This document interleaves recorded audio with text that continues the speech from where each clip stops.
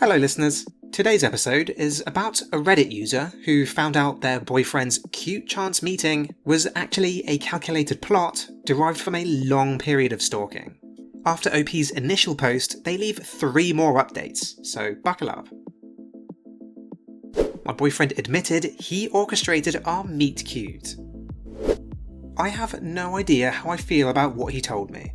I want to think it's cute that he cared this much, but it's just coming off as creepy and I feel lied to. He got drunk because we were celebrating my first successful day at my clinicals, and he ended up saying something along the lines of, "Could you believe we wouldn't be this happy if I hadn't watched you for so long?" To which I was confused and didn't know what he meant. Well, I'd worked at a local library for 2 years before we met during college, and apparently he saw me there but didn't actually talk to me. He would just watch me and eavesdrop on my conversations with other people and my co-workers to figure out what I liked. Then he apparently followed me and found the coffee shop that I frequented. All this time, I thought we had a sweet first time meeting story. He accidentally bumped into me, apologised and offered to buy me a coffee for the trouble. He told me what he was ordering and it was the exact same thing I always get, and I thought it was an amazing coincidence. I joked that it was fate, and we spent like an hour talking over coffee. I feel so stupid. Apparently it was similar to a scene in a book that I'd read and told my co-worker that I thought was cute. I'm just so frustrated and angry. I feel betrayed. Like, why would you do this? And how much of our 1.5 year relationship is a lie? Like, it sounds like he was stalking me. OP makes an edit to this post where she somewhat tries to absolve his behaviour, but keep in mind this was all made before the 3 following update posts. Edit. Just so we're all on the same page, I don't believe he was watching me the whole time I was working there. I think it was the last 6 months or so before I actually met him. He is a bit socially awkward, but he has a group of friends that he plays D&D with and hangs out with like once a week. He's 25 and I'm 22, so it's not a weird age gap. I've never really considered him going through my phone weird, because I basically let anyone look through my phone whenever. I'm not worried about anyone seeing anything.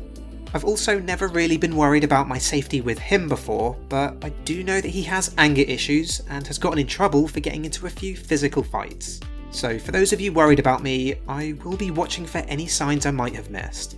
I mainly am just upset because I feel like our relationship was built on a lie, even if it was a smallish one.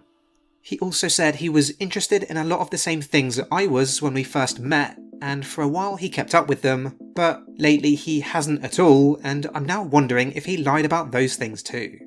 I definitely need to have a conversation with him, and I'm driving home now, so I'll talk to him when I get there.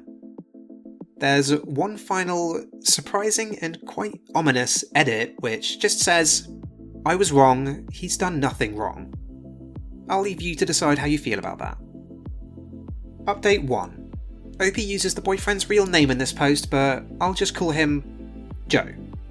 Hey everyone, I know a lot of you have been worried about me, and I just wanted to tell you that I'm safe. Shit has definitely hit the fan, but at the moment I'm safe. Firstly, no, I didn't make that last edit. My boyfriend went on my phone while I was in the shower and trying to figure out what I wanted to say to him about everything, and he found and edited my post. He then started yelling at me while I was still in the shower about sharing it online and calling him creepy. At the same time, he was guilt-tripping me and telling me that it was romantic and he did it because he loved me. He then literally read a few of the comments out loud to me. He barely let me out of the shower, but I did manage to get my clothes while he was screaming at me. What really freaked me out was that he started listing off things that he could have done to me. I won't list them here because it was extremely gruesome and I don't think it's allowed. But he said that he didn't do those things because he's such a nice guy. The way he described the things he could have done though made me feel like he genuinely considered doing it. Also, I thought he was only watching me for a few months. Apparently it was upwards of a year and it was genuinely actual stalking. He'd followed me home and to my college campus. He pulled out a collection of my lost hair ties that he kept.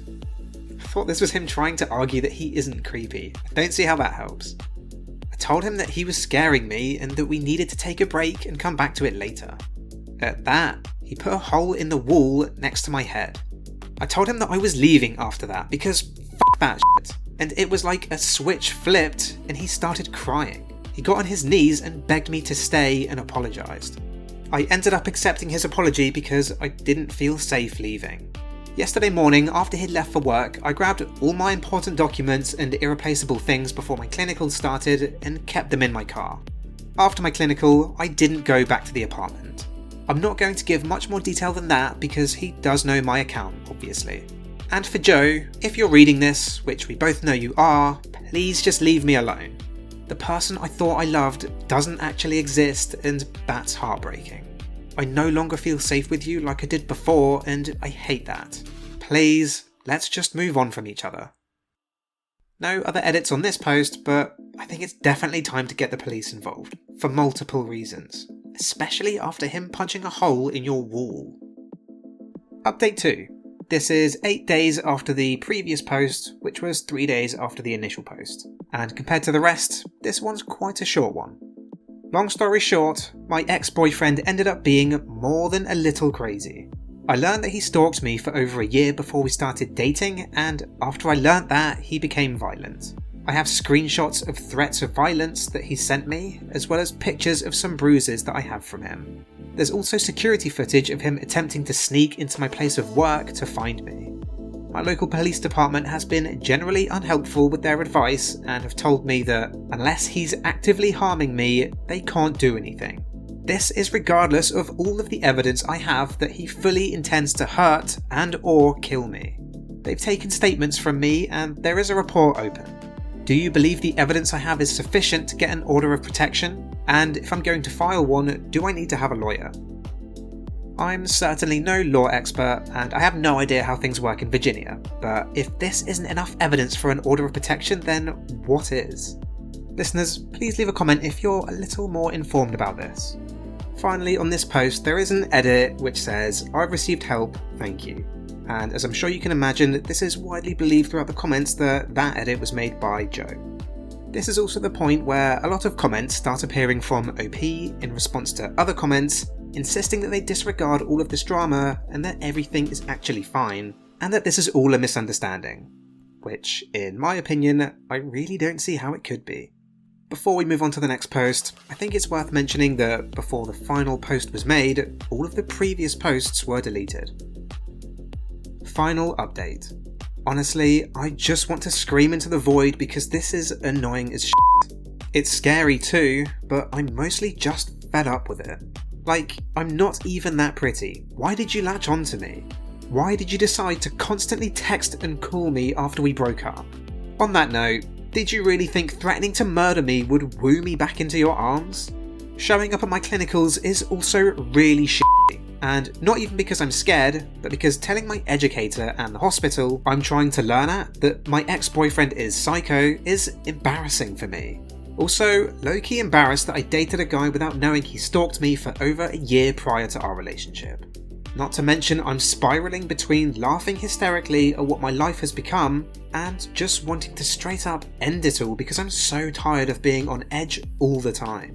It would be easier to just sleep and not wake up. I haven't gotten a full night of sleep in weeks though, so thanks. Also, self-defense stuff is so expensive. Like, yes, my safety is important, but who has that much money to spend? Regardless, I have to spend it because even the cops say they can't help unless he's actively attacking me. And getting a protective order is great and all, but it doesn't mean shit if they don't follow it. This post was made 9 days after the previous post, and as I'm sure you can imagine, it was taken down pretty quickly. From this point on, Joe pretty much completely takes over the account and responds to every comment posing as OP. I'll show you some of those comments now. He even goes as far as answering OP's direct messages posing as OP. Here are the messages sent by another user. Assuming you are really her, what happened that made you change your mind? We had a discussion when he tried to pick me up from work. I saw I was wrong. Everything is fine now.